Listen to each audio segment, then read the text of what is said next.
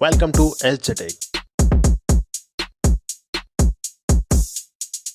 In this video, we will discuss about P2P cycle, means procure to pay cycle.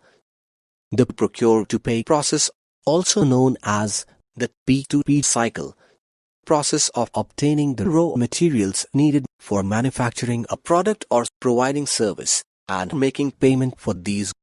The procure to pay process is the coordinated and integrated action taken to fulfill a requirement for goods or services in a timely manner at a reasonable price. The followings are the steps of P2P cycle. First is determination of requirement. Second is source determination. Third is vendor selection. Fourth is purchase order processing. Fifth is purchase order monitoring. Sixth is goods receipt. Seventh is invoice verifications. Eight is payment processing. Now we will discuss one by one. First is determination of requirement. This is the first step in a procurement cycle. It is determined what material or services are required by the company and which supplier can fulfill the requirement. A list of requirements is made and then it is approved by a senior authority within this organization.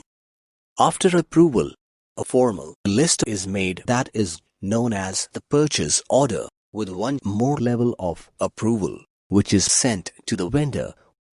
Second is source determination. Source determination is a process that allows the buyer to discover the most suitable source of supply while creating a purchase requisition. This source of supply refers to a vendor account. Third is vendor selection. The vendor selection is a subsidiary process that allows clearly stating, defining and approving those vendors which meet requirements of this procurement process. Often, vendor selection criteria vary between organizations. However, they need to be identified and included as a component of the inventory management plan. Fourth is PO processing. Purchase order process is the journey of a purchase order PO from creation through purchase order approval, dispatch, delivery, invoicing, and closure. A purchase order outlines required items, the agreed upon price, delivery expectations, and payment terms. Fifth is purchase order monitoring.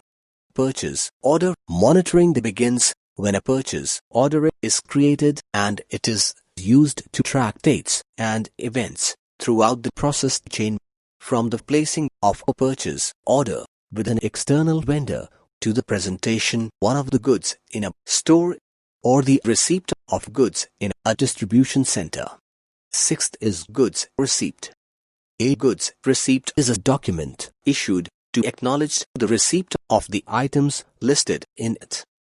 In other words, it is a document used to register in Open Bravo the specifics of items physically received in the warehouse.